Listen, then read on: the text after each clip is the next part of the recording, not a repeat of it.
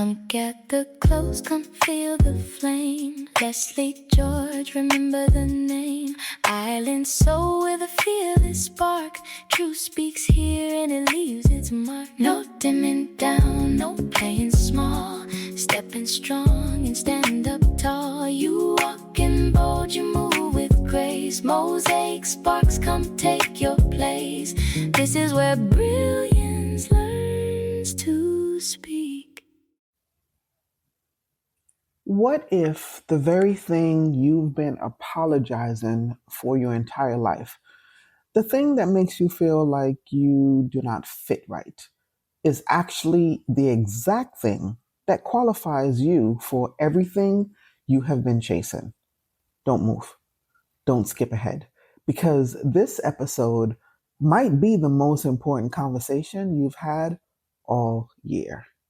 Welcome back, sparklers. Welcome to Mosaic Sparks with me, Lesley George. And we are in episode 5 of our mini series, Leading Unapologetically. So, in the last 4 episodes, we were in Wakanda. So, we're leaving Wakanda and stepping into the colorful, magical, heart-breaking, and profoundly beautiful world of the Magrigal family. Today's episode is for every woman who has ever sat in a room full of gifted, impressive, accomplished people and quietly, almost silently asked herself, what am I ever doing here? So, Maribel, as in every family, every child receives a magical gift on their 5th birthday. A door opens, a candle glows, and a gift is revealed to the whole family and the whole community. Louisa gets supernatural strength. Isabel grows flowers wherever she walks. Dolores hears everything. Camille shapeshifts. Every single member of the family has a clear vision, which is impressive, and a celebrated gift. And then there is Maribel. Her door never opens. The candle never glows for her. And she grows up in a house overflowing with miracles as the one person who, by every visible measure, has none. Does this resonate with anyone that's listening? Are you someone that, because you may not have any outward gifts, think that you're not gifted in your family? I know for me, and I shared this on a pod before, because I did talk about Maribel before, because there's so similarities for her and I, where I'm in a family of husband is a photographer, son is a graphic designer, daughter takes pictures, other daughter does video. And so for many years, I was kind of like in a funk, like I don't have any gifts. But what I had to realize is that my gifts are different than everybody else, right? So as we continue with Maribel, her family tries to include her. The community tries to be kind to her, but the silence around Maribel's gifts is louder than anything anyone could say. She is the exception, that whispering behind her back, the one who doesn't fit the pattern. The glitch is an otherwise perfect system. And she is the one who saves absolutely everything. So, what I need you to understand about her is, before we go any further, her lack of an obvious gift was never a mistake in the design. That was the design. Her family had become so focused on their individual spectacular gifts that they had completely stopped seeking the cracks forming in the foundation beneath. They had built their entire identity on performance and perfection so completely and for so long that the whole structure of their house was quietly crumbling. And nobody could see it because they were all too busy being impressive to be honest.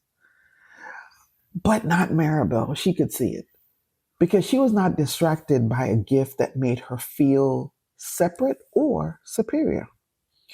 She wasn't performing for the community's approval. She was simply always being herself, being very curious and caring, observant, persistent, and most of all, present. And that made her the only one who was actually paying attention to what truly mattered underneath all that magic. Now, I need to ask you something and be honest. How many rooms have you walked into, whether they're boardrooms, masterminds, networking events, church rooms, community gathering, where everyone around you seemed to have the obvious and celebrated gifts? The massive platform, the impressive credentials, the polished brand, the track record that speaks before they ever open their mouth. And you sat there doing the math on yourself, thinking, what do I actually bring to this table? And why did I ever come? And do I really belong here? So if you've ever felt this way, and I know that you have because I have too, and I need you to hear me with everything I have. The very thing that makes you feel like you do not fit is often the most precise and specific thing that qualifies you for the room. The gaps you notice that everyone else walks past, the questions you may ask that no one else is asking, the perspective you carry because of your experience others have never had to live through, and the way you connect with people at a more human level that goes so far beyond credentials and titles, and it cannot ever be measured. That's nothing to sneeze about, sparklers. That is everything. Maribel didn't lead from power. She didn't lead from a platform of impressive gifts.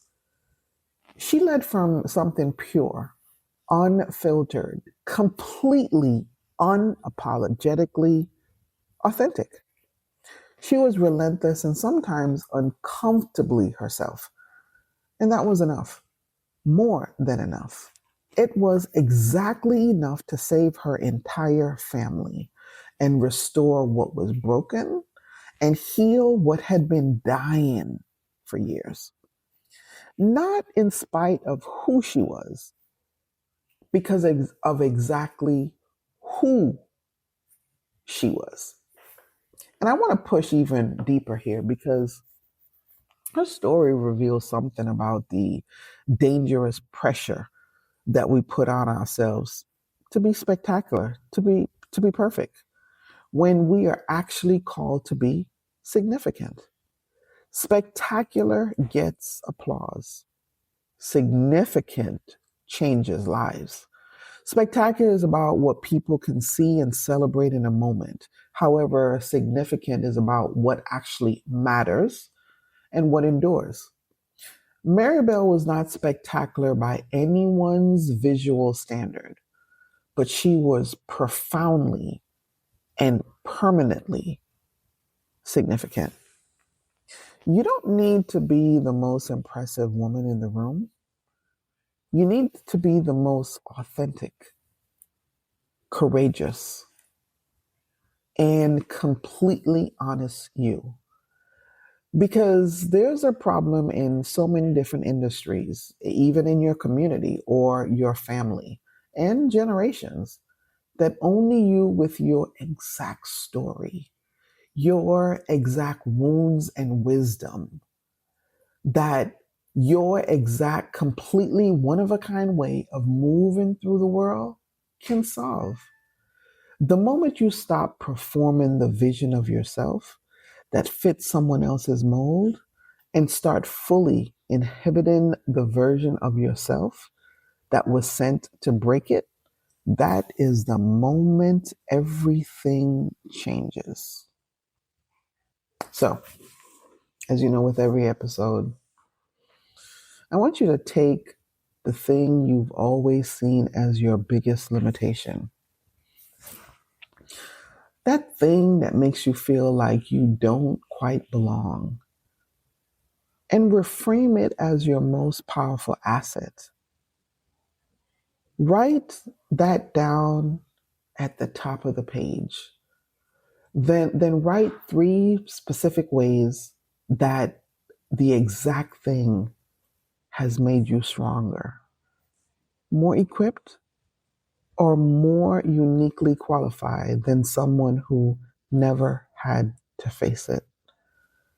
Your story is not a liability, it is your greatest competitive advantage. Audit what you're consuming.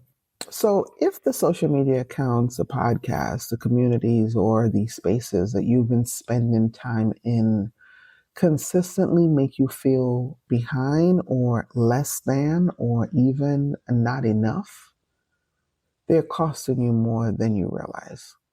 So this week, replace one source of comparison with one source of genuine affirmation. Curate what goes into your mind with the same intentionality you give to what goes in your body. So I'm going to leave a brag formation for you. I do not need to fit the mold to belong in this room. I was made to break the mold and build something better. My story, my voice, my gifts, and most of all, my uniqueness are exactly what the world has been waiting for. The woman who does not fit the mold is not the problem. She's the solution. So stop trying to fit in and start showing up fully, because the miracle they've been waiting for has been you all along.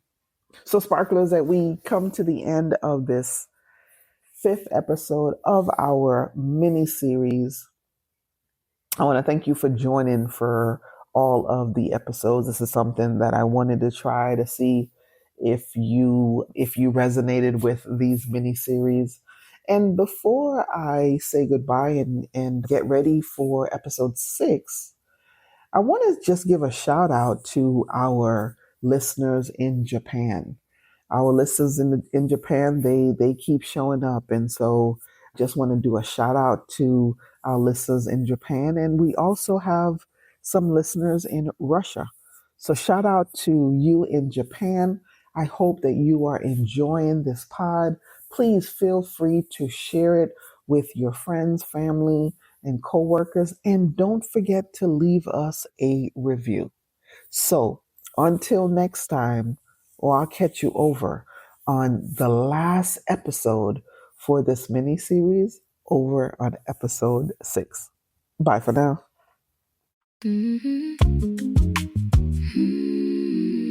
Da, da, da, da.